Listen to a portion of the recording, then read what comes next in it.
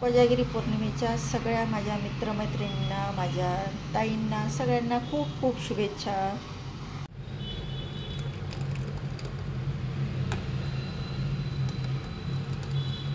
Hello friends, welcome to my channel Jayashree foodie kitchen recipe. तर आजची आपली रेसिपी आपण कोजागिरी पौर्णिमासाठी मस्तपैकी मसाला दूध बनवतोय. तर त्याच्यासाठी इथे आपण काय पूर्वतयारी केलेली आहे. इथे बदाम काजू आहे ना, मी 1 तास कोमट पाण्यात भिजवून ठेवले, म्हणजे बदामची साल लवकर निघते आणि वाटण करताना छान मस्त वाटले जातात. तर आता आपण साल काढून घेऊया. तर इथे मी म्हशीचं दूध घेतले 1 लिटर, ते तापून घेतले. कच्चं दूध घेतलं तुम्ही तरीही चालेल.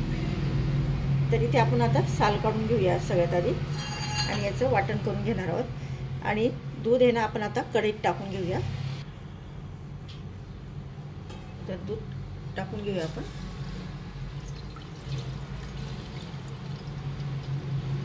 एक लिटर दूध आपण याच्यासाठी वापरणार आहोत.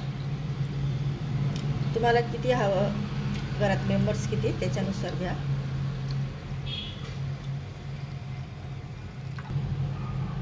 त्याच्यात आपण थोडी मलाई पण टाकून घेऊया.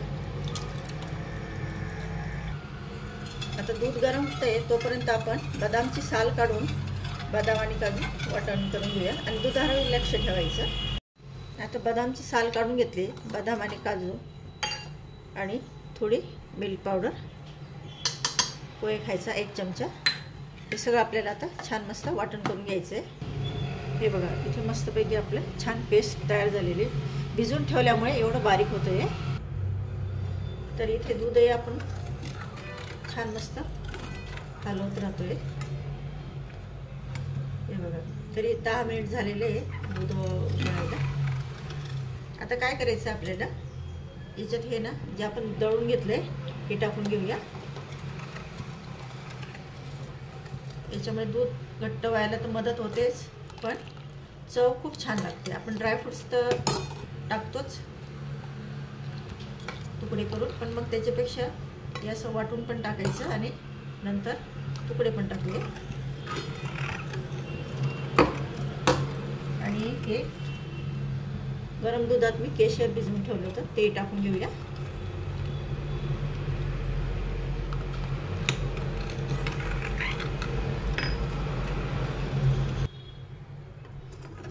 आजूबाजूला चमच्याच्या सहाय्याने काढत राहायचं, मलाई जमा होते. आणि याच्यात आपल्याला आता साखर टाकून घ्यायची. एक मीडियम साईजची छोटी वाटी घेतली मी, तेवढी भरून आपण साखर टाकून घेऊया. गोड तुम्हाला कितपत हवं तुमच्या चवीनुसार टाकायचं. बदाम काजूची पेस्ट टाकल्यामुळे तुम्ही बघू शकता की दूध मस्त छान घट्ट झालेलं आहे. आणि थोडीशी आपण मिल्क पावडर पण टाकलेली आहे. आणि याच्यात आता चारोळ टाकून घेऊया.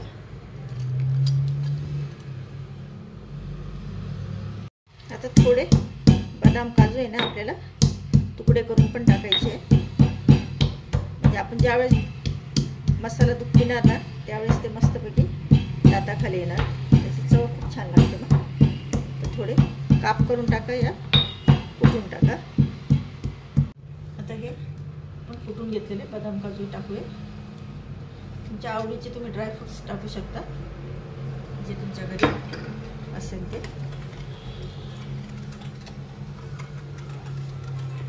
तर माझी मैत्रिणींनो, इथे आपलं मस्तपैकी छान दूध तयार झालंय. त्याच्यात आता शेवटी आता विलायची आणि जायफळ आहे ना मी एकत्र साखरमध्ये दळून घेतले, कारण असं बारीक होत नाही, तर ते टाकून घेतलं आपण आता. त्याच्यामुळे चव खूप छान येते. आता आपल्याला दूध जास्त घट्टही नाही करायचं आहे, आपल्याला प्यायचं आहे ना ते. तर तुम्ही बघू शकता दूध घट्टही नाही पातळही नाही, अगदी मस्तपैकी छान तयार झालेलं आहे. एक करायचं, दूध हलवत राहायचं, नाही तर मग ते खाली लागायचं किंवा ओतू जायचं, लक्ष ठेवायचं करताना. आणि आजूबाजूचं जी मलाई जमा होते ती काढत राहायची. तर बघा माझ्या मैत्रिणींनो, तुम्हाला रेसिपी आवडली का? अगदी मस्तपैकी छान मसाल्याचं दूध तयार झालं आहे. आणि आपण मसालाही करून दाखवला अगदी झटकीपट. बाजारातला रेडीमेड मसाला आणण्यापेक्षा घरीचा मसाला तयार करायचा. मस्तपैकी बदाम काजू भिजवून काही ड्रायफ्रूट दुसरे टाकू शकता. आणि नंतर मस्तपैकी छान म्हशीचं दूध पण घ्यायचं. आणि हे दूध खूप चवदार लागतं, तुम्ही बघू शकता. दिसायला किती सुंदर दिसते बघा. चवही छान लागते त्याची. तर अशा प्रकारे तुम्ही करून बघा.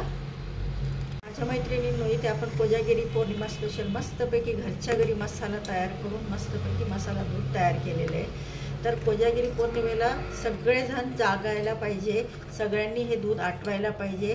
कारण कोजागिरीचा अर्थच काय आहे की कोजागिरी म्हणजे कोण कोण जागते. आणि त्या दिवशी साक्षात इंद्रदेवता, कुबेर देवता आणि लक्ष्मी माता प्रत्येकाकडे जाऊन बघतात. म्हणजे त्यांचा फेरा असतो त्या दिवशी आणि ते बघतात की कोण कोण जागा आहे. आणि लक्ष्मी माताची मोठी बहीण असते अक्का, ती येऊन बघते की कोण कोण झोपलं आहे. तर ती अलक्ष्मी आपल्या घरात घुसायला नको, त्याच्यासाठी हे आपण देवांची पूजा करून चौरंगावर सगळी पूजा मांडून दूध आटवायला पाहिजे. आणि चंद्राचा प्रकाश त्याच्यावर पडायला पाहिजे रात्री 12 वाजता. आणि मग 12:30 वाजता देवाला नैवेद्य दाखवून आणि हे आपणही प्राशन केलं पाहिजे. म्हणजे आपल्यालाही आपल्या जीवनात सुख, समृद्धी, भरभराटी, आनंद असतो. तर नक्की कोजागिरी पौर्णिमेला तुम्ही हे असं दूध बनवून बघा. तर इथे आपलं आता दूध तयार झालं आहे. गॅस बंद केला आपण. तुम्हाला ग्लासातही टाकून दाखवते मी.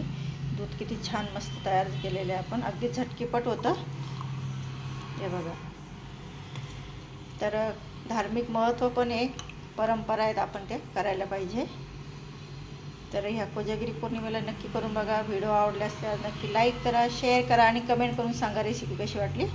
तर भेटू आपण अशाच नवीन रेसिपीमध्ये. Thank you for watching my video.